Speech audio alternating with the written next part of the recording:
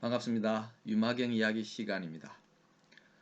오늘은 유마경의 셋째 품인 제자품에 대해서 이야기를 하겠습니다. 제자품은 말 그대로 제자들이 등장하는 품입니다. 앞서 방편품에서 유마힐은 일부러 아픈 척 합니다. 물론 이제 정말로 몸에 병이 난 것으로 몸을 바꾼 것으로도 볼 수 있습니다.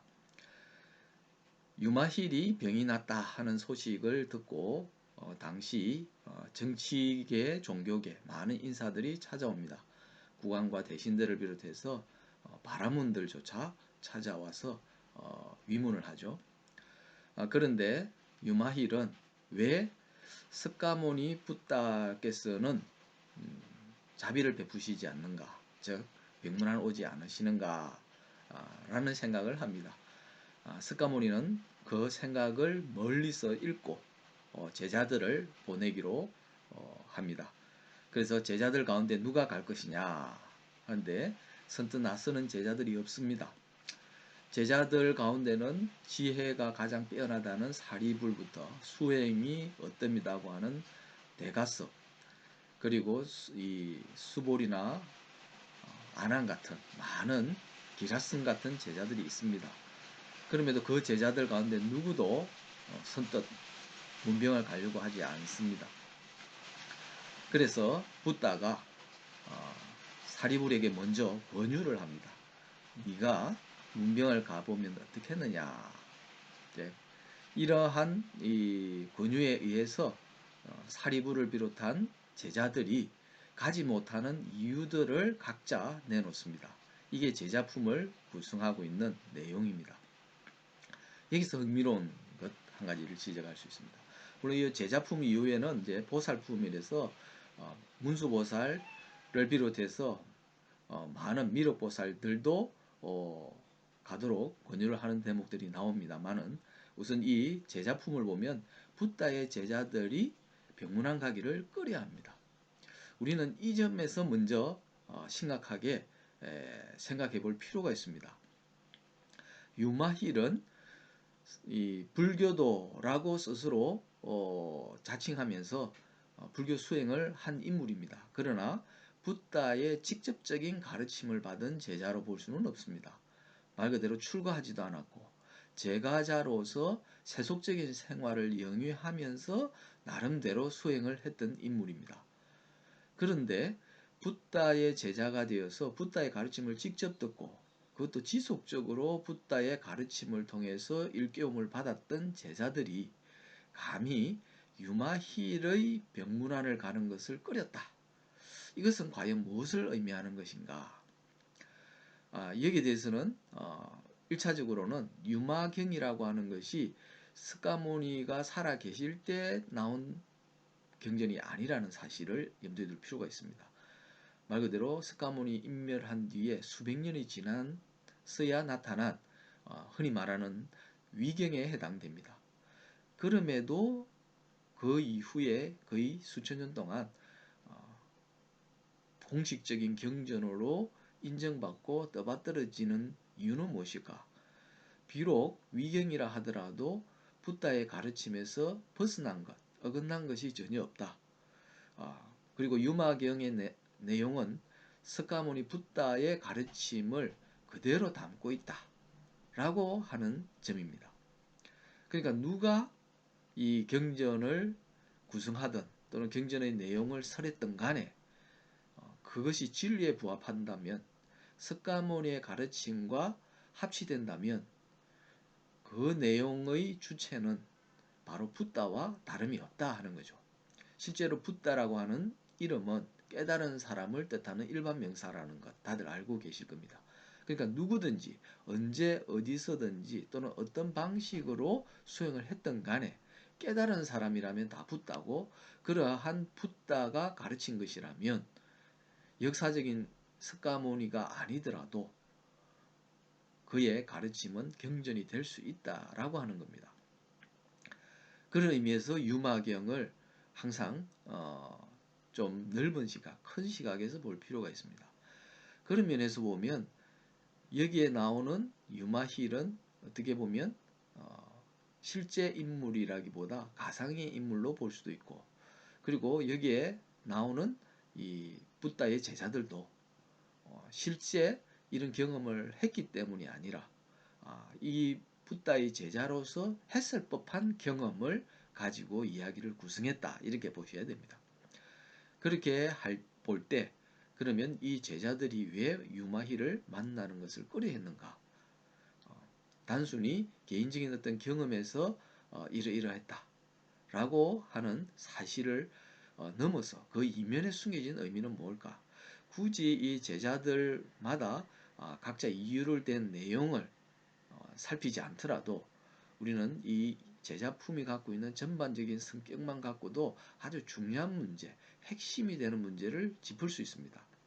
그게 뭐냐? 바로 배우고 안다는 것과 깨닫는다고 하는 것 차이입니다. 붓다의 제자가 되어서 붓다로부터 직접 가르침을 받으면 참으로 좋죠. 오늘날에는 붓다의 가르침을 직접적으로 받을 수도 없고 간접적으로 밖에는 접할 수 없습니다.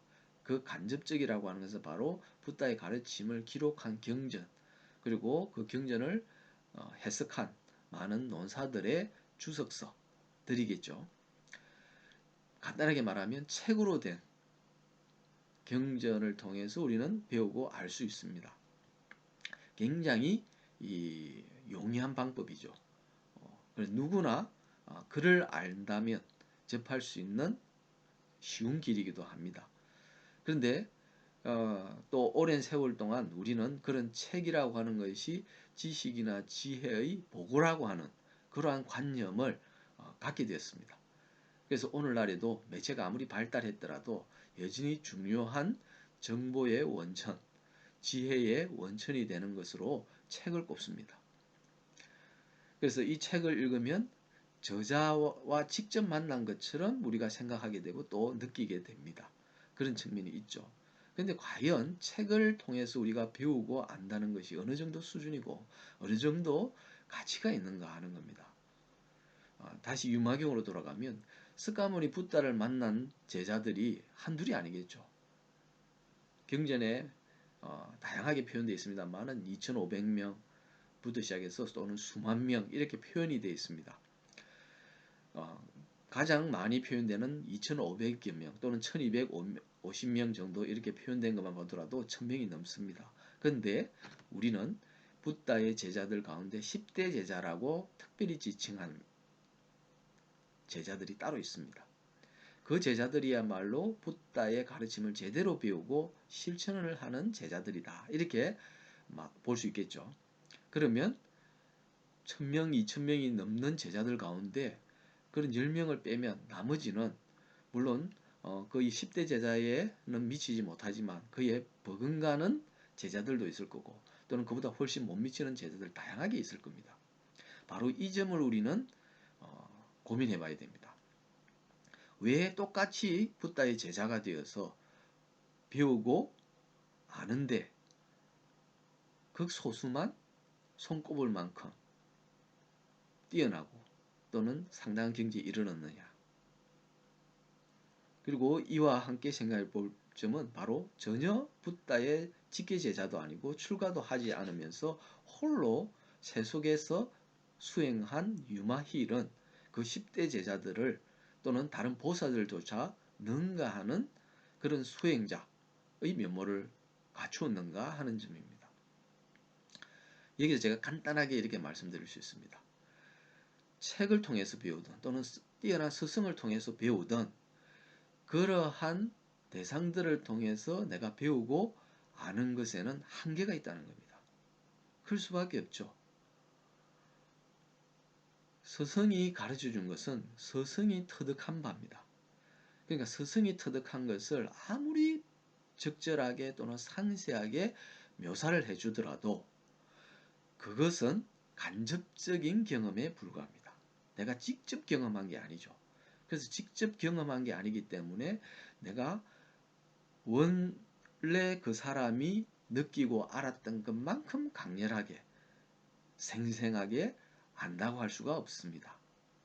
극소수의 천재가 아니라면 그 가르침을 보고 들으면서 그것과 똑같이 느끼고 할 수는 없죠. 만약에 근기가 좀 부족하다면 10분의 1 또는 100분의 1도 알기 어렵습니다. 그러면 대부분의 사람들은 지혜를 갖출 수 없느냐? 깨달음을 얻지 못하느냐? 아닙니다. 유마힐이 바로 그 해법을 제시해 주는 겁니다. 유마힐은 가르침을 직접 받은 적도 없고 그 가르침을 따르면서 수행을 한 적이 없습니다. 세속에서 생활하면서 자기 방식으로 터득한 사람이라는 거죠. 그러면 이 유마일에게 가장 중요한 원천은 무엇이었을까요? 바로 온갖 번뇌가 가득한 이 세속에서의 삶, 즉 이 세속적인 경험이라는 겁니다. 사실 출가한 부다의 제자들도 경험을 합니다. 그죠? 아침마다 바루를 들고 도성으로 들어와서 집집마다 글식을 합니다.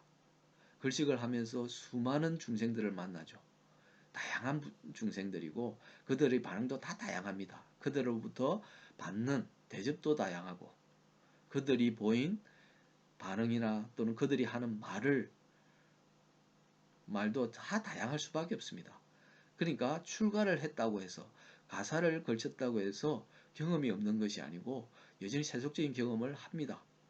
또는 출가자의 모임 속에서도 각기 다양한 사람들이 다양한 생각과 행동을 보여주기 때문에 또 다양한 경험을 할 수밖에 없습니다. 사람이라면 누구나 경험을 하게 되어 있습니다. 살아있는 한은 경험을 안 할 수가 없고 이 경험이야말로 우리가 고민할 수밖에 없고 또 우리가 괴로워할 수밖에 없는 그러한 문제들을 끊임없이 던져주는 원천입니다. 그리고 이 원천은 누구나 공유합니다. 그리고 바로 이 원천에서부터 석가모니도 출가를 결심했던 거죠. 그죠? 석가모니는 출가하기 전에 병으로 고통받는 사람, 늙어가는 사람, 그리고 죽어가는 사람을 직접 목격하는 경험을 했습니다. 그러면서 의문을 가졌죠.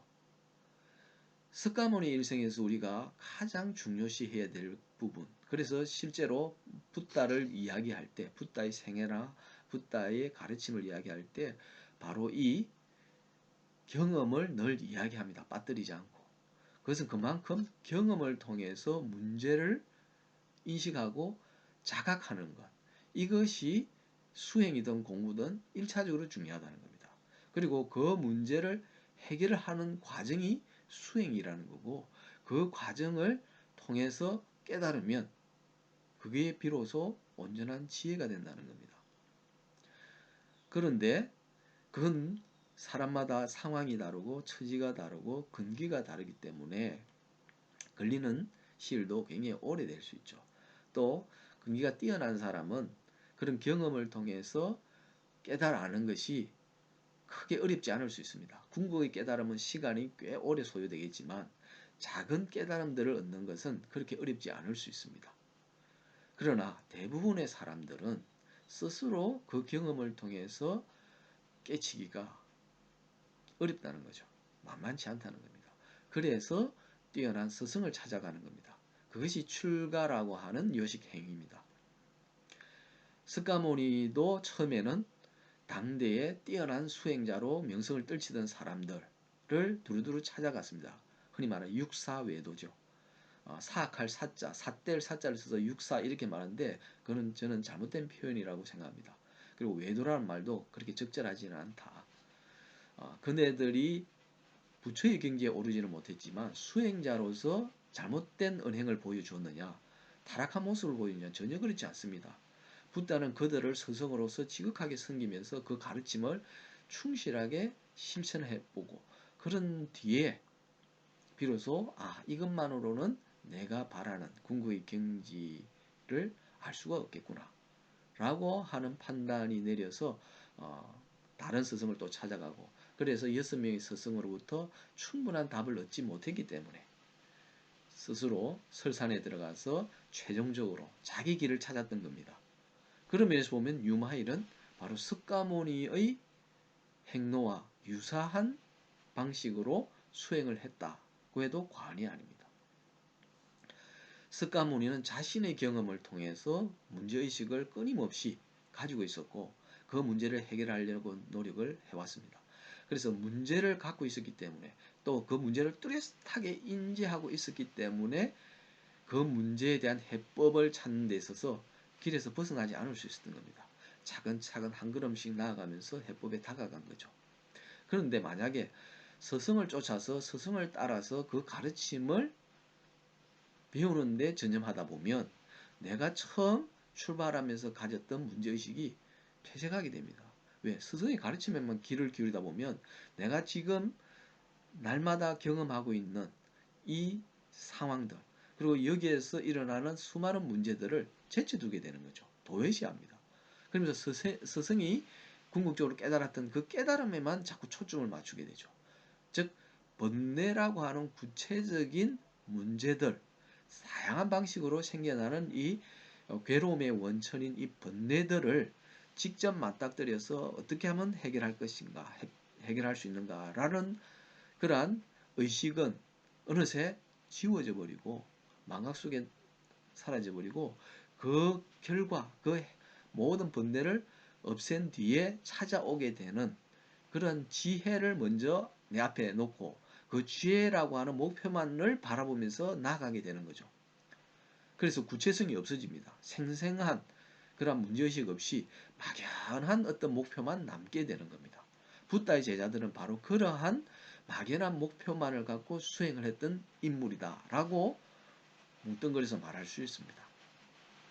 그러다 보니까 모든 중생들이 살아가면서 또 세속적인 삶에서 끊임없이 부닥치게 되는 문제들은 안중에 없어져 버리죠.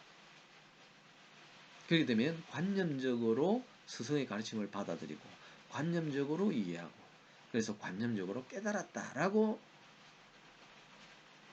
느낄 수 있습니다. 그러나 관념적인 깨달음은 깨달음이 아니라는 거죠.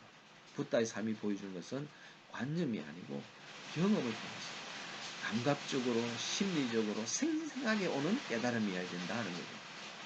그리고 그러한 생생함은 문제가 생생할 때 비로소 가능하다는 겁니다.